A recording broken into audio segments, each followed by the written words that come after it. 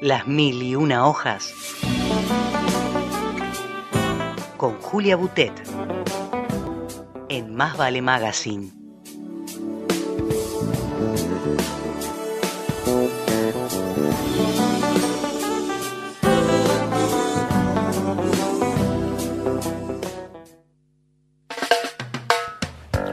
Hola Julia, buenas tardes. Hola Silvia, ¿cómo estás? Claro, buenas tardes, estamos los dos acá ¿Qué tal, Oscar? Bueno, qué bueno. ¿Cómo estás? No, estamos muy contentos, muy contentos. Sí, me imagino que sí. Sí. Si vieras qué lindo, los micrófonos tienen como una tapita, casi te podría decir, ¿qué es lo que parece? Un preservativo. Un forrito, claro, Ah. un forrito.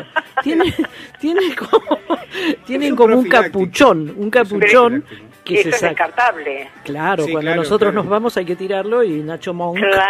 Qué bueno. ¿Sabés que bueno. es muy jovencito Nacho Monk? Lo bueno. hemos conocido en vivo Y acá. está aprobado. Sí. Aprobado. Sí, está sí, no, aprobado. aparte tira datos que nos hizo acordar de algo que habías hablado vos, Exacto. que muy mal nosotros no nos acordamos, porque estamos hablando de A sangre fría. la sangre fría Y Operación Masacre. y Operación Masacre. Claro. Y nos contaba él, sí, porque lo tocó al tema Julia. Bien, muy bien. Claro, bueno, ¿Te acordás? mirá. Esto si es un género literario o no lo es, ¿no? Claro. Claro. A raíz de eso era que habíamos hablado, aparte de, bueno, que es una novela muy interesante para leer y que te atrapa, desde luego. Sí. Viste que no nos superponemos, No, yo no claro. te piso, vos no me pisás, es todo otra cosa, es otra vida esta, es otra vida. Tal Sí. cual.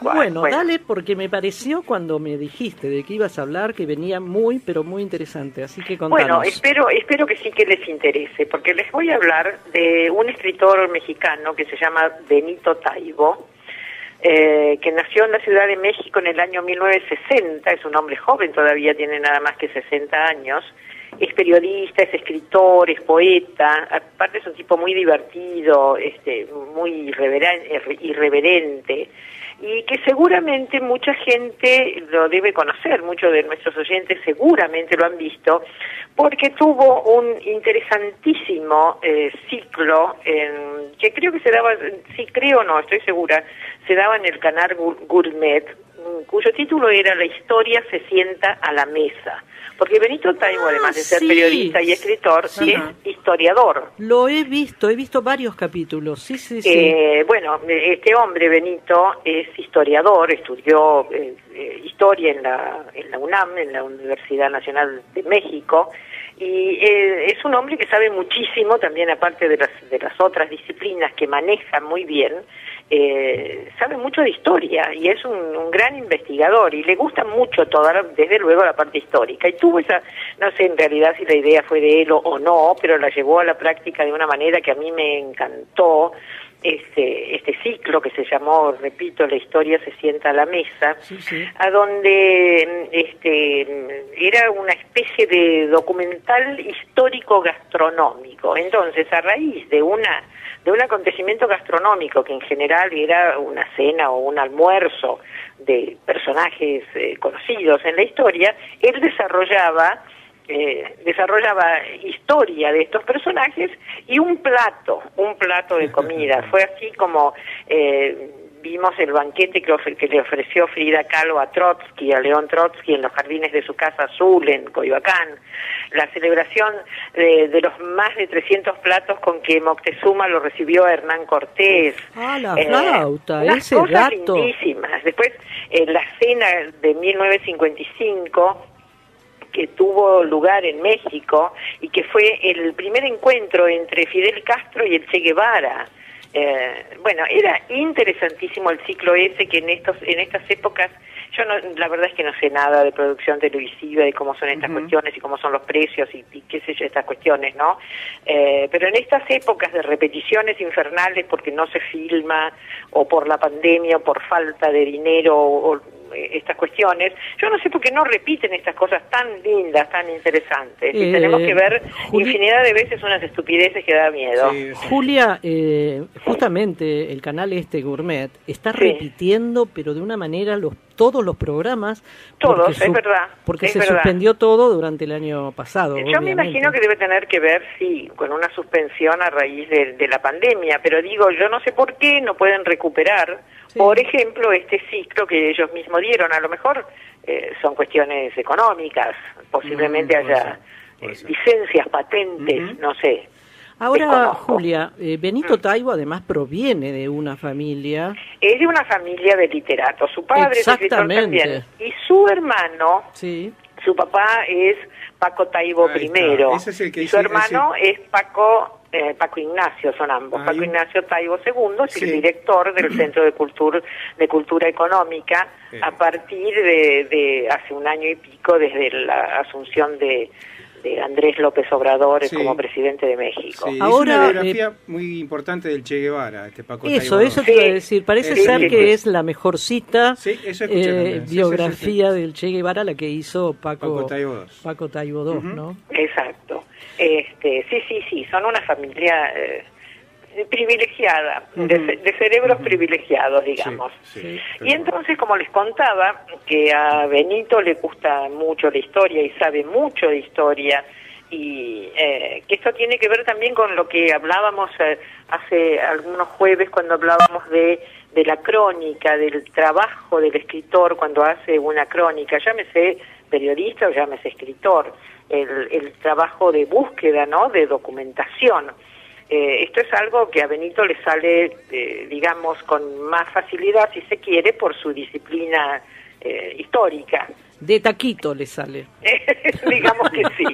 Entonces escribe esta novela de la cual les voy a hablar hoy, que se llama Polvo, que habla de la guerra cristera. Yo no sé, es una guerra que no es tan conocida, es una guerra que tuvo lugar en México, que no ha tenido tanta difusión, que duró 3 años, de 1926 a 1929, y que no obstante, a no ser tan conocida, si se quiere, universalmente, dejó un saldo de 80.000 muertos. No fue una estupidez, ¿no? Y se originó, tuvo su origen, que no es un origen demasiado puntual en el tiempo, muy cercano al momento, a 1926, sino que viene arrastrándose de lejos, porque en México la relación entre la Iglesia Católica y el Estado desde el siglo XIX fue muy conflictiva, desde las épocas de Benito Juárez. Benito Juárez es otro personaje del que seguramente en algún momento hablaré de él a raíz de alguna novela histórica donde él participe.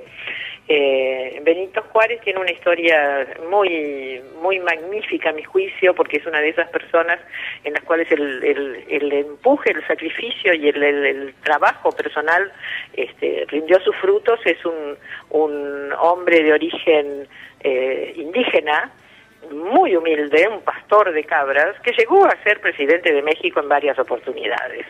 O sea que es un tipo interesante para hablar de él. Bueno, Benito Juárez ya había empezado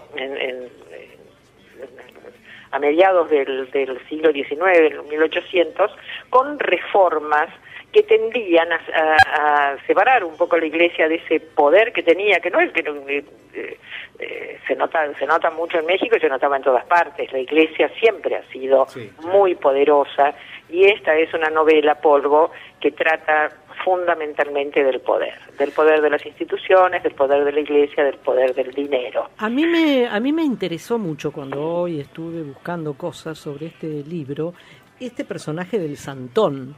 Exacto, el personaje del niño Fidencio, es un niño que en realidad no es tan pequeño, lo que pasa es que era bajito, y lo conocían como el niño Fidencio. El niño Fidencio es algo así, no es una cosa tan distinta de estos santones populares. Nosotros tenemos una mujer en Salta que hace lo mismo, y la tenemos actualmente. Teníamos también teníamos el cordobés, que no me acuerdo cómo se llamaba. Claro, pero bueno. Tenemos a la difunta Correa. Tenemos a la difunta Correa, tenemos al Gauchito Gil, tenemos a Gilda, en fin. Lo popular establece, existe en lo popular la necesidad de esto. Si bien El niño Fidencio me parece más similar más que a la difunta Correa, porque la difunta Correa es la difunta. El niño Fidencio estaba vivo y esta mujer salteña está viva. Y ellos son los que imponen las manos y curan con las manos. De hecho, hoy en día sigue este ritual del niño Fidencio, que por supuesto ya está muerto, pero en ese lugar, que es un lugar del norte de México, se llama Espinazo, es un lugar muy muy pobre, muy desértico, lleno de polvo, por eso la novela se llama Polvo. Sí, con apenas hay 100 y pico de habitantes en ese pueblo. ¿Cómo?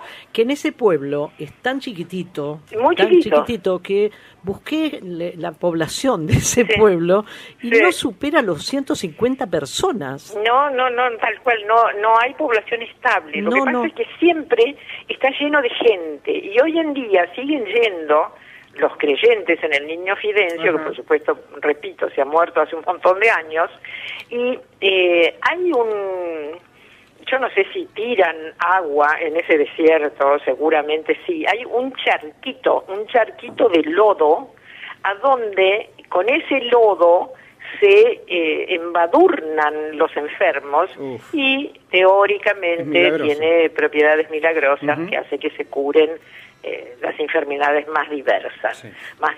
Esta novela entonces lo que hace es reunir a una serie de personajes a donde tenemos un santo, un diablo, un periodista, un pintor, un caballero, que todos buscan llegar ahí.